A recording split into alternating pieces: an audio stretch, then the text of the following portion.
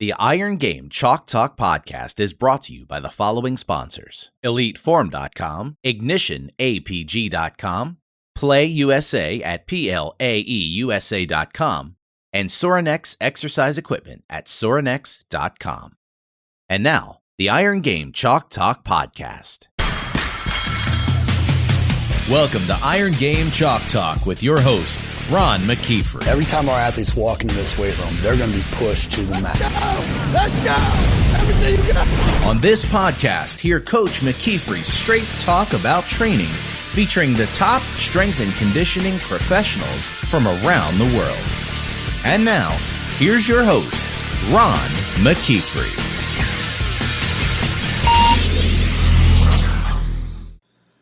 Hey guys, welcome back to Iron Game Chalk Talk. I'm your host, Ron McKeefery, and this is episode number 128.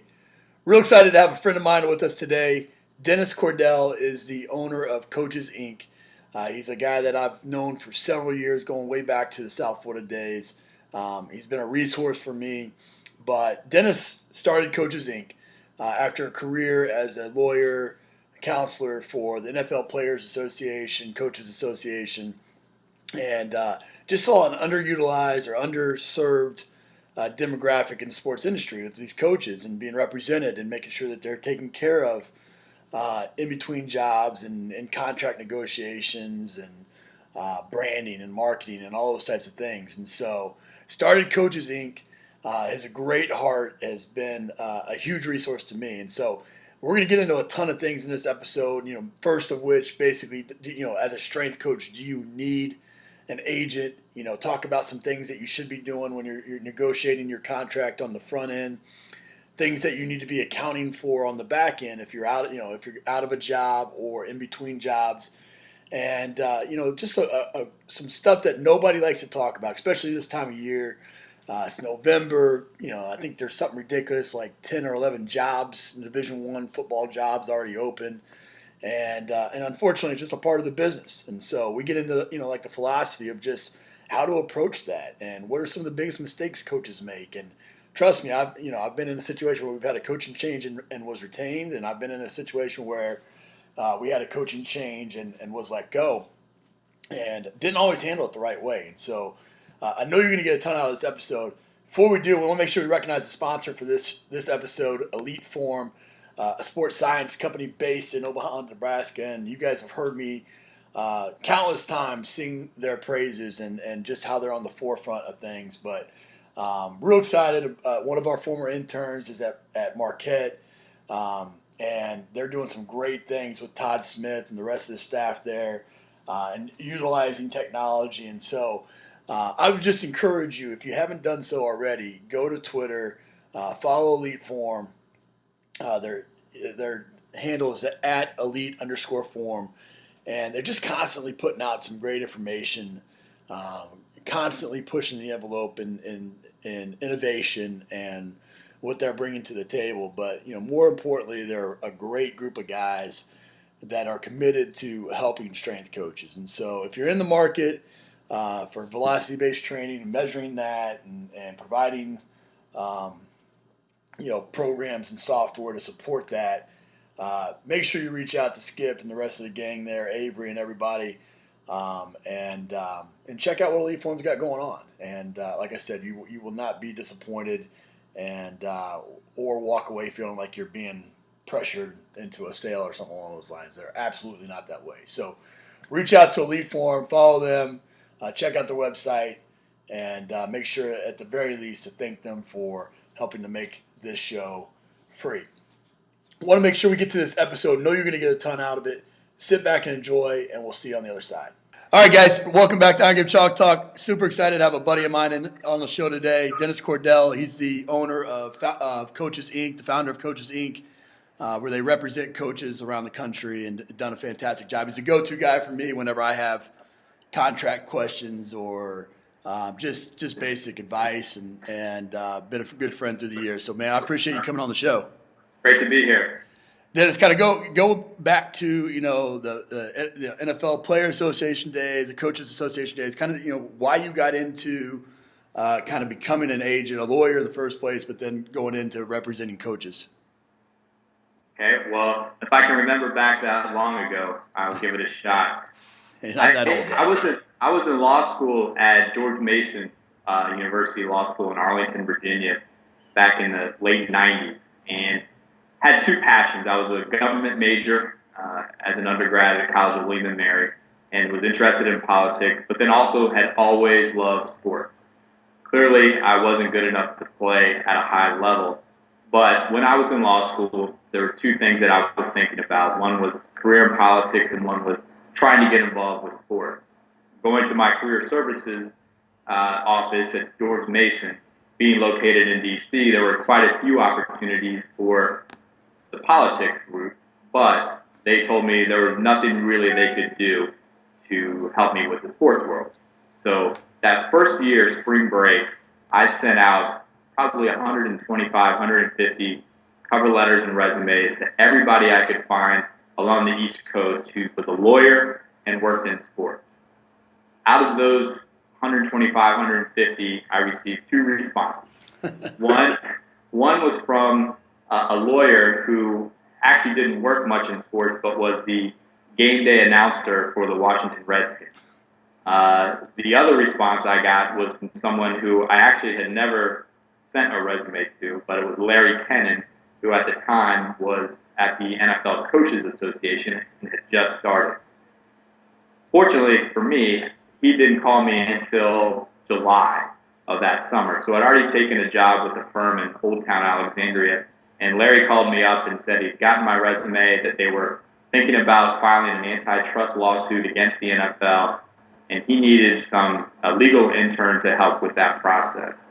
So I came downtown, met Larry for lunch.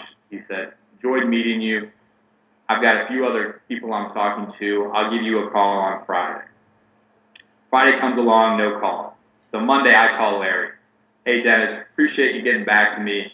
Still haven't been able to line up those interviews yet. I'll give you a call on Friday." That Friday rolls around, still no call. Monday, "Hey, Larry, this is Dennis." "Hey, Dennis, good to hear from you. When can you start?" I was like, "What? I thought I was coming in for another interview." He said, "Nope.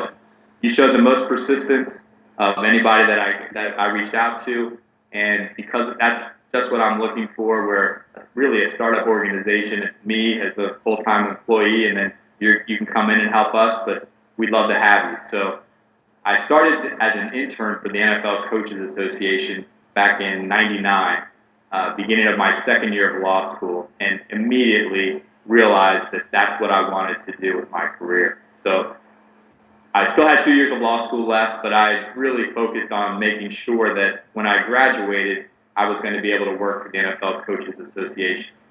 And fortunately for me, that worked out. So as my role there, I was helping coaches who had been fired go against their old NFL team through arbitration. That was a big thing that we did. We also helped NFL guys get a better retirement benefit in dealing with the league. We did licensing work to help raise money for our organization. But it was truly what I was looking for. I'm a son of two teachers, so working with coaches just came naturally to me. A lot of the same values that I had been taught as a child growing up were reinforced by coaches. And man, I was like, this is what I'm going to do for a bunch of years. Then in 2005, after working at the Coaches Association for a few years, Gene Upshaw, who at that time was the head of the NFL Players Association, he came and decided that for that next collective bargaining agreement, he wanted to be able to tell the NFL that he controlled the players, the coaches, and the officials. So he decided that he was going to take us under the wing of the NFL Players Association. And through that, I became a lawyer for the Players Union. At the time, it was, to the outside world, a great promotion for me. NFLPA has been around for years, established organization, dealing with people who would watch ESPN. Everybody recognized the players that I was working for. For me, it was a little bit of a struggle in that I always enjoyed working for the coaches and had a real passion because I felt those were the guys who had been left out, especially at the NFL level where players had unionized and fought for things over the years. coaches had been the guys who took whatever was given to them and then were scared to ask for things. So as a lawyer for the players, a lot of the casework was medical related, where you had a player get hurt and you had the team doctor saying that the player was healthy enough to play but not good enough, so the team could then cut him. Right. And then you could have a lawyer or a doctor say, hey, actually, he's still injured. He was injured while performing his duties as a player. You need to put him on IR and pay.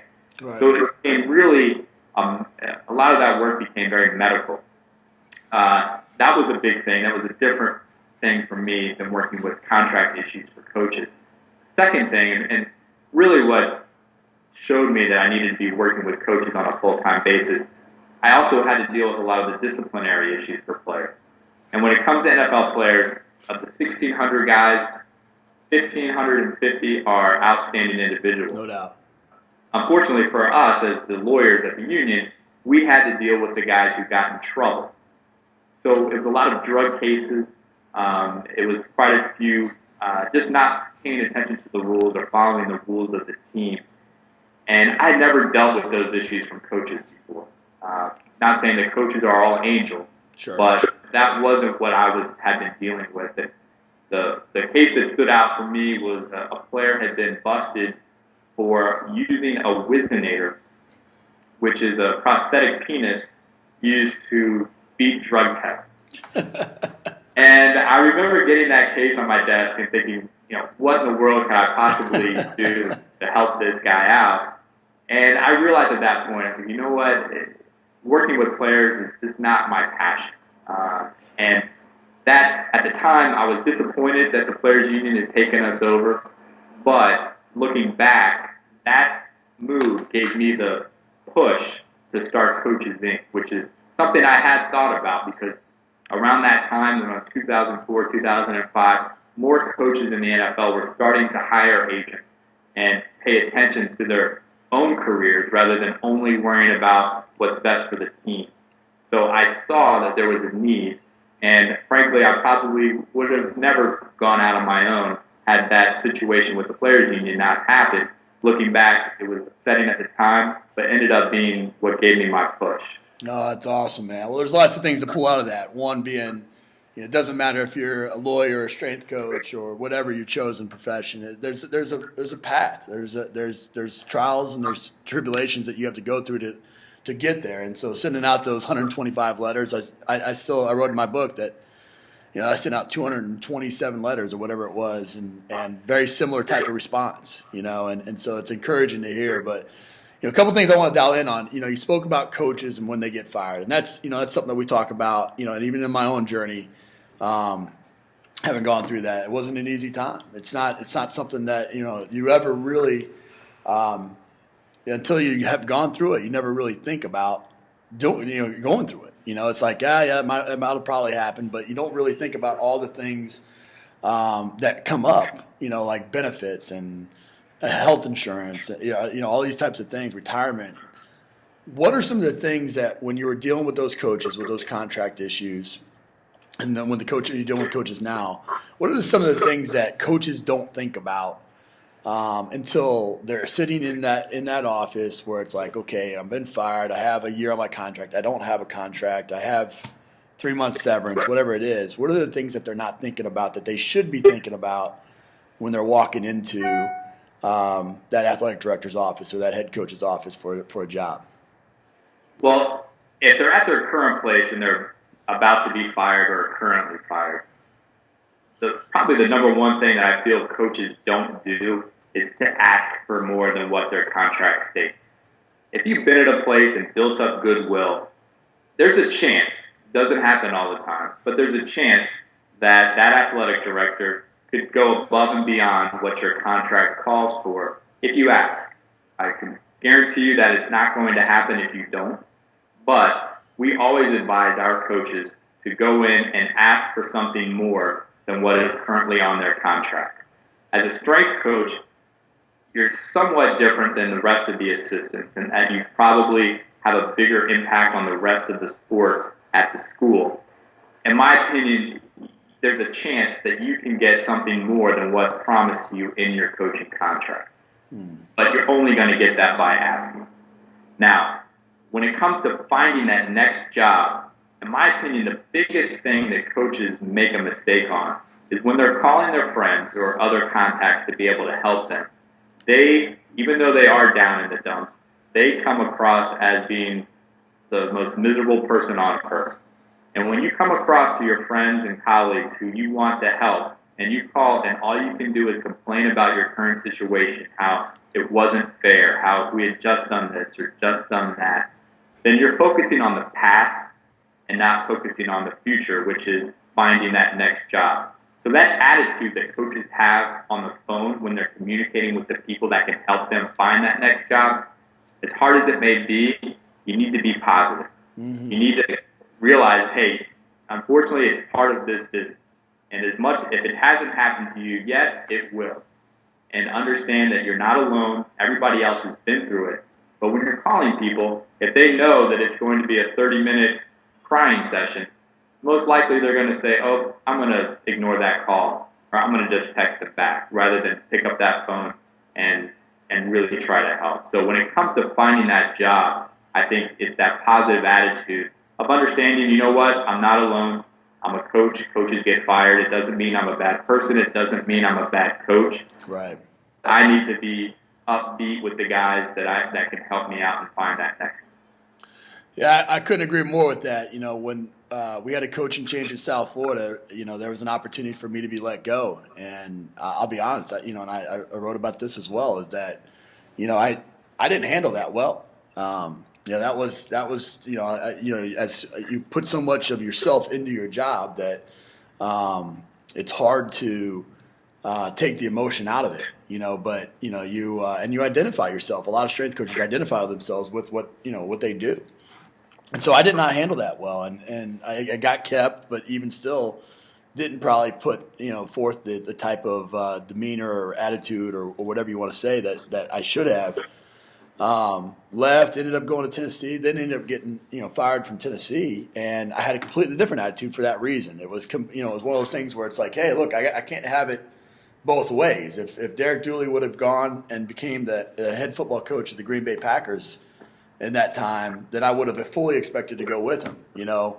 So if that's, you know, if they let him go, then I kind of have to fully expect that I'm going to be let go too. And it's tough, you know, I think for a lot of coaches, because it's the unknown that is really where the emotion comes from. It's okay, how am I going to put food on the table? How am I going to, you know, have the benefits and all those types of things? And so I think asking is huge. And again, that attitude is everything. If you're going through that process and you're a disgruntled employee, and everybody realizes that, then it's going to be, well, here's the door, you know. But if it's, hey, look, I got a family and, you know, we need benefits. That's, you know, can you do that? Then there's a lot more likelihood of that happening.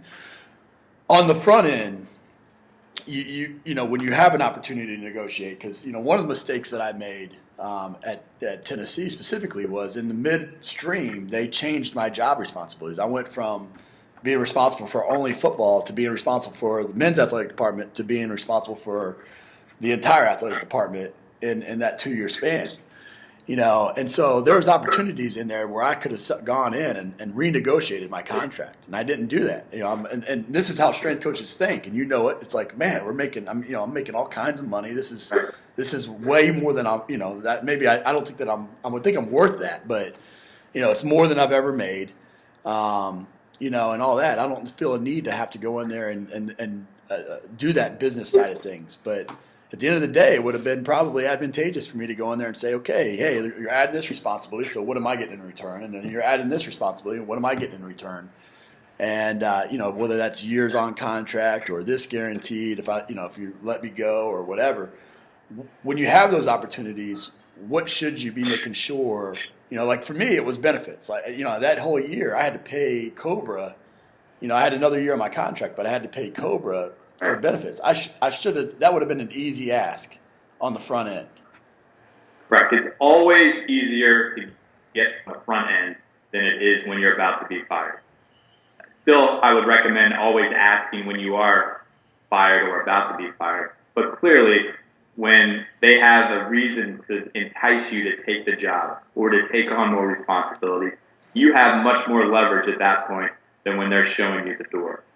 When it comes to strength coaches, you touched on the things that are probably unique to you guys in that you were asked to go from football to all sports or all male sports. The actual duties that you are responsible for is something that should be spelled out in your contract. Number one, who you are responsible for. And we're talking about football. In my opinion, that's plenty of individuals for you to be responsible for. I would prefer the head strength coach for football to only deal with football. But underneath you, you need the ability to hire and fire your own staff. And you need to know what budget you're working for. Now, one of the issues that we find with head coaches, with head strength coaches, is that you get promised, hey, we know the last guy only had 3 assistants, and that was tough on him. We're going to give you 5. But nothing's ever put in writing. Right. So because it's been 3, well, that's what the HR has, and unfortunately, that 4th and 5th, you took the job. It's more money than you ever made. You're excited about it. You don't get it in writing, and then you're 6 months into the job. Oh, by the way, coach, we're not going to be able to get that 4th or 5th assistant for you.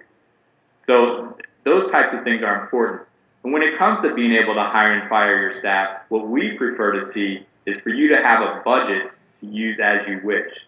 You might have 5 young guys that are dying to get their chance to come work for you, and maybe they're willing to do it for less. Or you may want to have, that one trusted guy who maybe you work for at some point and you want to help him out or know that you can rely on him to handle a lot of things and pay him much more and maybe only hire 2 younger guys at a lower rate. We would much prefer to see you have the decision-making power to allocate that budget as you see fit rather than to be told specifically you've got 2 spots or 3 spots or 4 spots or what. Regardless of what it is, though, it needs to be in writing so that you aren't blindsided by it once things change. Another thing that I think is important for you guys as well is your input on equipment, technology, and facilities. Because unlike most other coaches, you guys are probably responsible for more purchasing than any other assistant underneath a head football coach's ring. And you might have always used a specific piece of equipment that your new team doesn't have. Once again, if you don't get things in writing, there's a good chance that you will never see that, even if you are promised that you will see that. Technology might be a way for you to be able to reduce your staff and actually save money by increasing the amount of technology you have. If you don't have some control or input over that, you're always going to be fighting an uphill battle.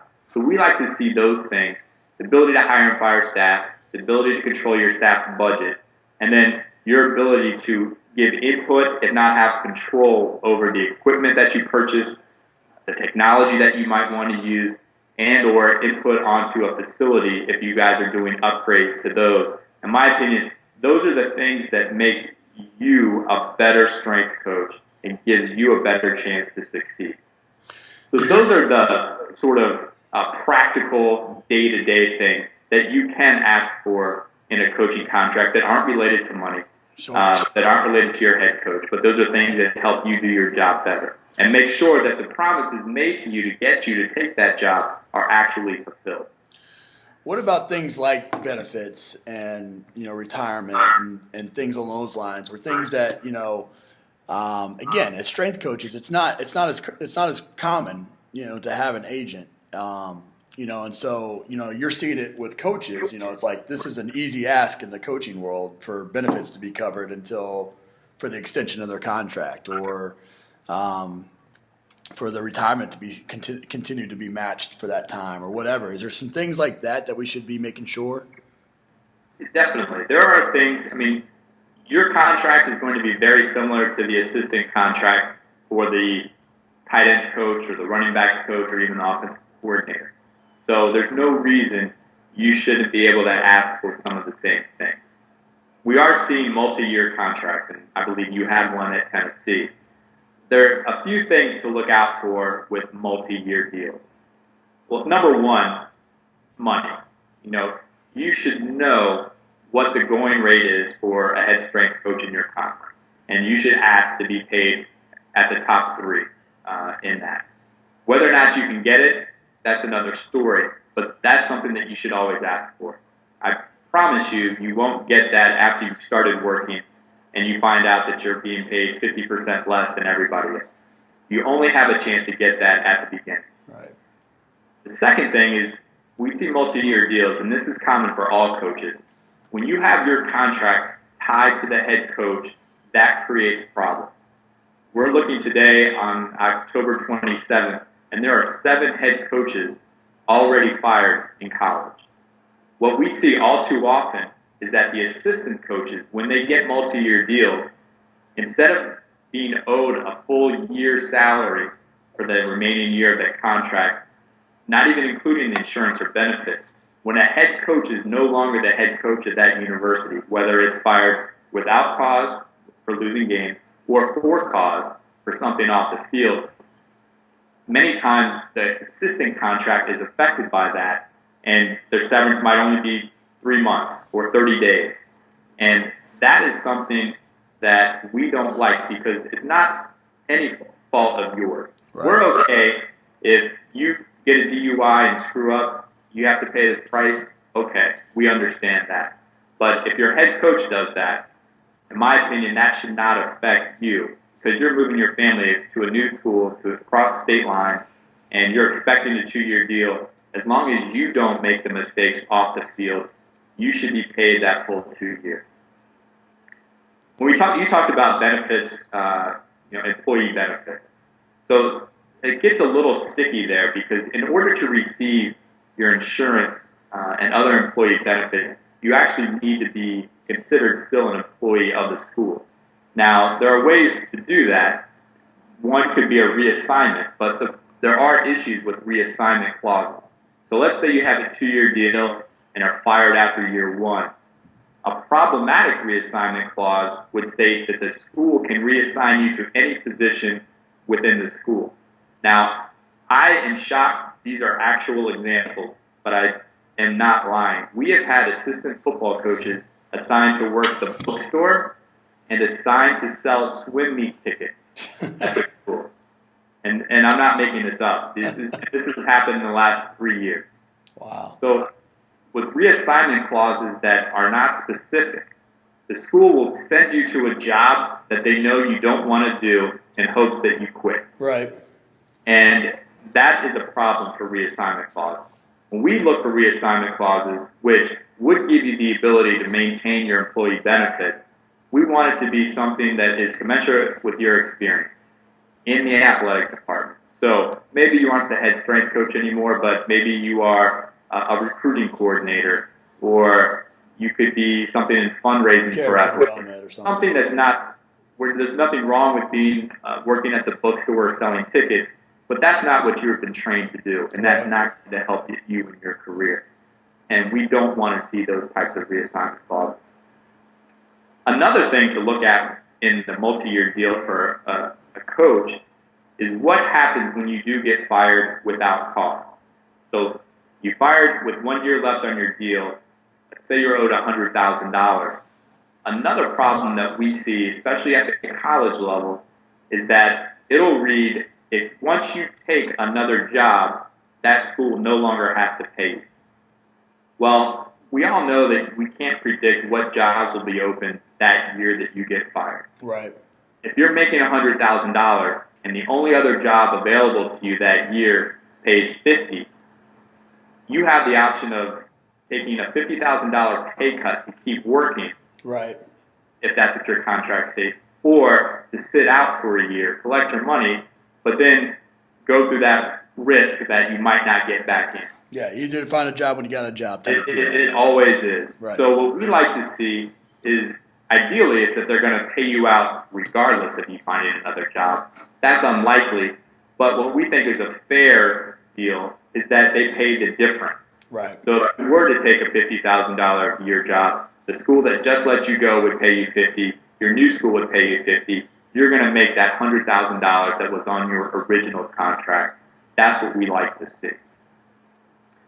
Another problem when it comes to what happens with the offset is what job you're required to take. So we've seen schools say, you must look for other employment as soon as you're fired, and you have to accept that employment. Well, if you don't state that it has something to do with your experience or commensurate with your experience, if you've been a head strength coach, the school could say, hey, we heard there's an opening at McDonald's that you didn't apply for. You should have applied for that job and taken it. Because you didn't, we're not going to pay you the rest of this money. Right. You don't want to take a job that is beneath the level where you currently are. So you would want something that says, a similar type position that is reflective of your education and experience for the job that you would be required to take in order to trigger that offset clause. Yeah, absolutely. What about, that's the 5 strength coach jobs in America that, that at the college level that have multi-year contracts. What about everybody else that's on the typical, 12-month position, really not even a contract necessarily, where it's mostly just, at South Florida it was called a rollover contract, but it really wasn't a contract. They could let us go, it was an at-will state. You could fire them at any time. At best, you could get 3 months severance. Is there anything that strength coaches can do when there's really not an existing contract, or you're really kind of at the mercy of the school in terms of what's already in place? Unfortunately, there isn't until you actually get a contract. The good news is, if we were talking 10 years ago, probably not every assistant football coach had a contract. Now that is the norm, and at the Power 5 schools, every assistant coach is getting a multi-year deal. Mm-hmm. Things take time. You said the top 5 programs might have multi-year deals. I would expect there's more than that currently, and I expect that as those schools continue to change, schools want to compete with them. When they make that next hire, that's when the head coach has a chance, or the strength coach has a chance to say, you know what, I'm not coming unless I get a contract. Right. And it's going to take that sort of attitude that we're not just going to keep the status quo and accept it, that you have to move across the country just like every other assistant coach. You face the same risk of being fired after 2 or 3 years if your team doesn't win, just like every other assistant coach. You need to be treated the same way contractually as every other assistant coach. Right. I promise you they're not going to just start giving contracts if they don't have to, and if coaches don't stand it. But, like I said, that hiring process, when there's a new head coach, everybody thinks we're going to go to the playoffs and win the national championship. That's when everybody on that staff has the most leverage. So if your head coach can push for that, that's normally the time when we see changes. Right. And fortunately for coaches, the norm is that every time a new staff gets hired, there's something a little bit better for that new staff than the last. Whether that's more money, whether that's better contracts, it tends to get better with every time there's change. Yeah. So that is something that strength coaches are behind the rest of the football world at this point, but that doesn't mean they can't catch up to it when the competition becomes as fierce as it is today. And strength coaches start standing up for that. Yeah, it takes me to a great point in that one thing that I've argued, and for the most part I've argued it just kind of tongue in cheek, but I spoke at our national conference in a Q&A type session on the subject. But as strength coaches, there's a big push right now to kind of align ourselves with administration. To be like a trainer where. You're not really tied to that head coach. You're not really tied. You've got department-wide duties. You're more within the medical community so that you maybe don't have somebody coming down there and trying to tell you how to do your job, all those kinds of things. And so there's some benefit to that, right? Security, somebody that doesn't understand the human body coming down and telling you how to train people, this, that, and the other. But there's also some negative to that. I mean, our earning potential. I mean, the offensive coordinator, defensive coordinator, special teams coordinator are making significant amount of money opposed to those trainers, And so I've made the argument before that we should be aligning ourselves as coaches and trying to fight for us being the 10th football coach and the 4th volleyball coach and the whatever as a coaching contract, one, for our earning potential, but my argument is that security that we think that we're getting is going to be non-existent when there's as much money in major college sports as there is. The head football coach, the head basketball coach, baseball coaches, hockey coaches in some cases, they're going to be able to get who they want to work with their team. That's the bottom line. Because there's guys like you writing that into their contract, right? Exactly. That's something that for every head football coach or head basketball coach we attempt to get in, is the ability to hire the strength staff. Absolutely. And my argument is that if we're going to if we aligned ourselves in that capacity, because in some cases, and one thing I'll mention with what you're talking about, some places you don't have the ability to create a contract, some places you don't have the ability to change the situation, but one thing you can try to change is your classification. I mean, there's a lot of people that are classified as an assistant coach, or they're classified as an A&P faculty member or something like that. As opposed to, like, my contract is I have a head coach's contract, so my earning potential is not capped, But at the same time, it's important that I think we align ourselves with that coaching community, because show me another coach on the football staff that doesn't, that works with the guys every single day and works with 105 of them, as opposed to the 50 that the defensive coordinator works with, or the 50 that the offensive coordinator works with. Special teams coordinator would be the closest thing, but that day-to-day interaction is the difference, I think. And so I would agree with you. Football right now dominates the finances in college athletics. The next head coach who comes in, whether or not you're considered a faculty position or a coach, if he doesn't want you there, he's going to get rid of you. Right. He's going to be able to find that, and he won't take that job unless he has that ability. The good thing about coaches is, you mentioned if Dooley had won, you would have been following him to that next job for even more money. Right. That's the benefit of college coaching right now, is that there's no caps on what coaches can be paid. With all the conference realignment that we've seen over the last 5 years, the television money being split by the schools has jumped tremendously, and it's becoming a similar model to the NFL, where the TV money is covering the majority of the cost of most of the program. So you have that ability to take advantage of these increased revenues coming to the program. You're only going to get that by being considered a coach. We look at athletic director salaries. Athletic director salaries pale in comparison to the head football and men's basketball coaches at most universities. Agreed. They're not paid poorly, but they're not paid nearly as well as the football and men's basketball coaches. And that's because their jobs aren't directly tied to winning on the field. That's part of it, and they're responsible for it, but that's not going to – they have many other responsibilities. Right. In my opinion, for you guys, you're not going to change the fact that you're tied to the head football coach, and if the new guy wants to get rid of you, they're going to figure out how to do that. And in my opinion, to be considered another coach, that gives you the opportunity to get that bowl bonus, to move with him to that next job, and to be paid like an assistant coach in that conference. No, I couldn't agree with you more.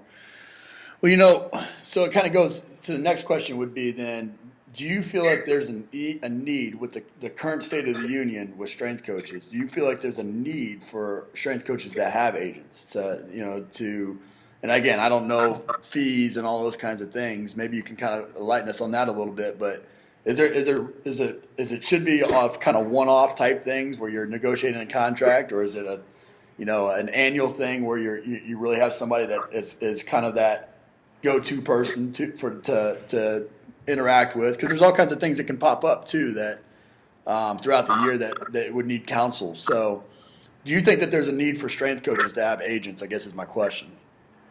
So my background, having worked at the NFL Coaches Association, where I basically served as the default lawyer for the 560 or so coaches of the NFL, I helped assistant strength coaches who were promised full-time coaching contracts, and then when it came time to get that contract, they were fired and never saw that money, even though they had worked just like every other strength coach had.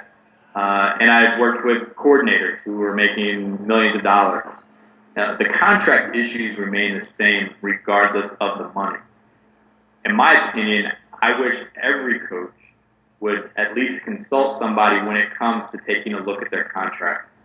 Whether or not you can change it, even knowing what you're getting yourself into can be a benefit. Right. We talked today already about what happens if you get fired.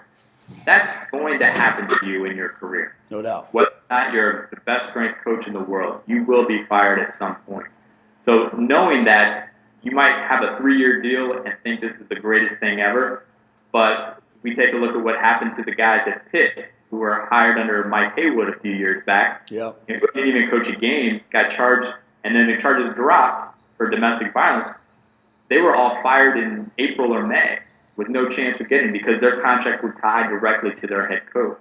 So that affects a strength coach just as it affects a position coach. So in my opinion, at least knowing that you take that risk of your contract being tied to a head coach if you can't get it changed can be helpful. Sure. Now, the difference with strength coaches and maybe an assistant coach, you're never going to be the head football coach. Right. You're not going to deal with the search firms who help hire the head football coach. And there's not much that you can do to take you to that path. Your path is to be the head strength coach. And for that, that's something that a lot of assistants come to us for and look to an agent to help with, is to increase their exposure to the search firms, to the athletic directors who might help one day get them into being the head football coach of that place. However, job security is one thing that affects every single coach in the business, whether it's a strength coach or not. And I do believe that an agent who does try to help you network and to increase your contacts and the people that you get to know throughout the year, to me, that can be a benefit. You may never ever need it. You may get every job that you ever have directly through somebody you've worked with or through a recommendation through somebody you've worked with. But in our opinion, hiring an agent, which is a 3% fee, that gives you hopefully a 5 to 10% better chance of remaining employed and getting to that job that you eventually really, really want. You said that was 3%, you said? Correct. And so now, for those that are interested in this, is that something that's billed monthly? Is it billed annually? Is it, how does that typically work? So it varies from agency to agency. The way we operate is if a football coach, we would consider strength coaches, is making under $150,000, we charge $100 a month, and then once they get to that 150 level, it becomes 3%, and that is paid monthly. Right. And then that, so in services like that, so in that $100 or whatever that is that what that's, if I got a contract, you're taking a look at the contract, what else would that include? Take a look at the contract, keep you up to date on what jobs are open and jobs that we might hear are coming open. Helping connect with the head coaches who will be making that hire. Giving general advice on, you might have 2 opportunities at the end of the season. It might be Eastern Michigan or Buffalo, and to help decide which makes more sense. Sure. Those are types of things that our assistants and the head strength coaches would fall into, would be some of those types of advice, as well as trying to connect dots. And then throughout the year, trying to introduce coaches to more coaches who they might not have worked with, who might not be in their circle, but yet still feel some camaraderie through that agency's client list. Yeah, that makes sense. Absolutely. Well, we always end these shows with some resources here. So give us the best piece of advice that you've received kind of, when you've chosen to go into this profession, and chose to work with coaches. What was some of the best advice that you've received? It was from a lawyer at the NFL Players Association who had been an agent before, and he told me, I preach it to everyone who works for me, is the number one thing you can do for a new client is to manage their expectations. I feel the agent world has some, kind of crazy expectation that, especially for coaches who have never used an agent before, they might assume that every head coach only got that job because he had an agent, right, and that agent gave him that job. Frankly, that's not the case. Right. We help. There's a lot of factors that go into this coaching profession. I take a look at Dan Campbell, the head coach of the Miami Dolphins right now. He was an intern 5 years ago.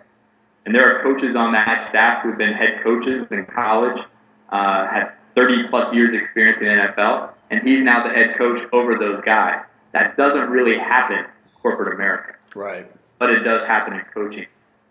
So, in my opinion, managing our clients' expectations to let them know that there are no guarantees, that working with an agent gives you a better chance, but if you don't have options, if you don't have leverage, we might not be able to get a better contract, and we may never put you in touch with just the right person. But to let them know that one thing we can do is we can promise that we're going to try. And we do believe that over time, the things that an agent does for you will help. And if a coach understands that and realizes that it's not going to be some magic wand being waved and his career is going to go from nothing to something spectacular overnight, right, managing those expectations is probably the most important thing. That's great advice. What about a book, app, and website recommendation? I would have to say Never Eat Alone by Keith Ferrazzi. Yeah. That's one where when I got into the agent business, I'd been a lawyer for the NFL Coaches Association and Players Union, so I didn't have to look for clients. I was the lawyer for that organization. My job was a salaried job. Clients came to me because they were part of those organizations. At first, I focused too much on only reaching out to people who are in my profession, coaches, athletic directors, and I didn't necessarily focus as much on just people who care about me in general, friends I've had for years, family members, people I've worked for in other professions. And when I really started to tell them what I was doing, I found that, wow, the first NBA coach I ever met with came through a woman I'd gone to church with when I was in middle school. She happened to be best friends with him. Wow. It was those types of things where at first I tried to pigeonhole who I would connect with on my networking, but once I opened that up to really just people who cared about me, it opened up a lot of doors, and I realized that there was a lot more help out there for me in my profession through the people who cared about me. That's great advice. Any websites that you think would be good for coaches to check out? Well, I follow, especially this time of year, Coaching Search is my daily go-to. I probably check that 100 times a day. So that'd be my one recommendation. For basketball guys, Hoop Dirt would be the one on that side of the ball. So that's good. Yeah, you gotta love this time of year with all that stuff, right? Yeah, it is exciting. Yeah. Well, buddy, again, man, this has been great stuff, and I hope everybody's gotten a ton out of this. And we'll make sure to link up Dennis and Coaches Inc. and everything. But it's coachesinc.com. What's it? You got any contact information you want to share with everybody? If you go to that site, you'll find it all. Great. Twitter, Facebook. So yeah, coachesinc.com is the place to go. We've got online email forms and phone numbers for everybody in our organization. Well, in this business, you're going to come across lots of people, and Dennis and I met probably 5-6 years ago, and not longer. Probably you're right. Probably a long time ago now. Yeah. But he's a genuine guy, and doing it the right way, and so I highly recommend him. But appreciate you coming on the show and sharing with everybody. And this is stuff that as strength coaches we don't talk about very much, but it's a part of the business. And to have a plan, just like with anything, just like your periodization plan for your players, you got to have a plan for this type of stuff as well. And so this is very informative. Thanks a lot for coming on, man. All right. Thanks for having me, Ryan. That's it for this episode of Iron Game Chalk Talk. Thanks to this week's guest as well as our sponsors for bringing this episode to you for free. Make sure to check out ronmckeefery.com where you can join our mailing list, find the show notes, including all the links and resources mentioned, and information about Coach McKeefery's other products. While you are there, please join Coach McKeefery in the comments section thanking our guest for sharing. If you haven't subscribed to Iron Game Chalk Talk on YouTube or iTunes yet, make sure to do so. Comments, ratings, and reviews are always welcome. Coach McKeefery can be found on Twitter at @RMcKeefery, on Facebook and YouTube at /Ron.McKeefery. That's it for this week. Be sure to check back next week for another great episode of Iron Game Chalk Talk.